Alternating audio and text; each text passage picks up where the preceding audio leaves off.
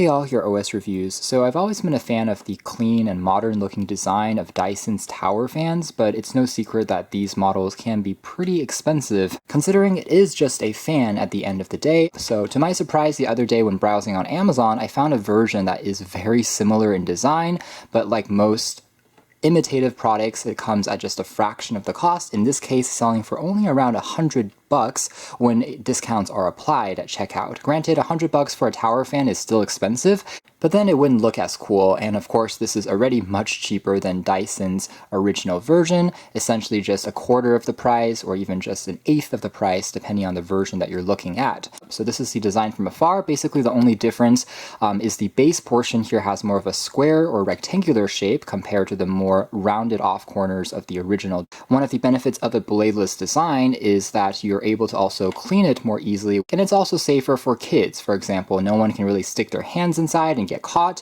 It looks quite clean in any modern room. Compared to the Dyson, there are still a few features which it's missing, even though it looks very similar from afar, and one of them is this does not have a companion app. So it doesn't connect via Bluetooth or Wi-Fi to your smartphone, and so you have to turn it on or off using the remote or the touch controls on the fan itself. It comes shipped in a cardboard box that has quite a few hashtags and slogans printed on the side. It's advertising that it's fashionable, and then for some reason they also have a quote printed on the box. It says, "Life is short, break the rules, forgive sooner, kiss slowly, laugh without control, and always keep smiling," which is kind of random. And otherwise, inside the box, aside from the fan itself, we have the aforementioned remote, which is using just a cell-based battery, a CR2025 in this case, that you can replace after about a year of usage to simply turn it on, change the fan mode, as well as oscillate. And there's also a timer function, by the way, so like other fans, it can turn off automatically after, let's say, 30 minutes or an hour of usage. It has a range between half an hour up to 7.5 hours. Taking a closer look at the fan itself, again, it is pretty convincing from afar, and you can even mistake it for a real Dyson. It does look quite sleek with the overall kind of bladeless design magnified on such a large scale, and the accents in terms of color scheme also is pretty attractive. It's actually a kind of shade of blue or turquoise, as aforementioned. We have some of these grills on the sides, which is where the wind comes out from. It comes out from this one side, by the way, so the back, of course, will suck in air, and it only blows out from the front.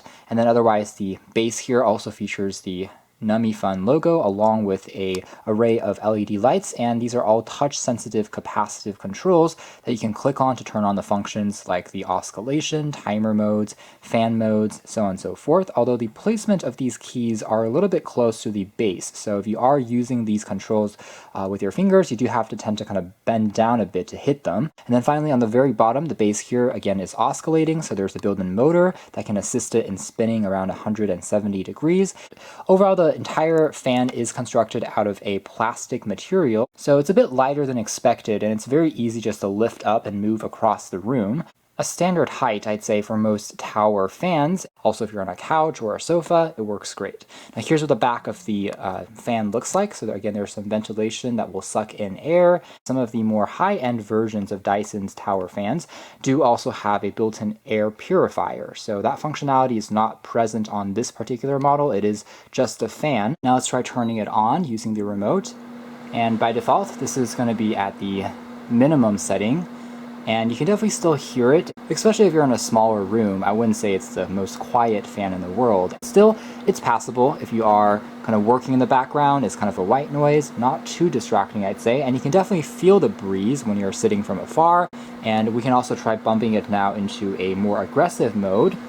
And now we're in kind of the middle mode. Now here's the maximum mode where it becomes definitely noticeable even if you're standing towards the back of the room. It's pretty powerful gust that's produced, but also the loudest. Although I wouldn't say there's a huge difference in terms of jump in decibel between the minimum and the loudest, but that is the range that you're getting. And then in terms of the oscillation, here's that motion, and we can see it begin to spin a bit. It's a pretty slow process, but overall covers, again, the entire room, really without too many issues, and you're able to get the effect shared if you have a lot of folks sitting around. Now, aside from the wind level modes, you can also change, again, the ambient environment modes using the additional key controls on the remote here. So if I tap on this, we have what's called a forest effect. It oscillates between having the fan turned on high as well as on low and medium to kind of simulate the gust that's produced if you're outdoors in nature, and it has a bit more variation going on. So most importantly, the performance of the fan I do think is satisfactory in terms of the wind that it produces.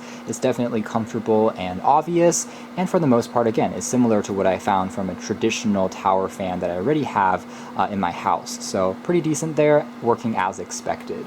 So that is more or less it as far as our kind of hands-on review of this NUMIFUN, kind of a replica in a way of Dyson's pretty famous design by now, bladeless tower fans. And you get very similar functionality as far as being a fan is concerned, minus a few of the more special touches like a companion app. So you can check out more details if you're interested in the links down below. For now, that's been our video. Thanks for watching here at OS Reviews.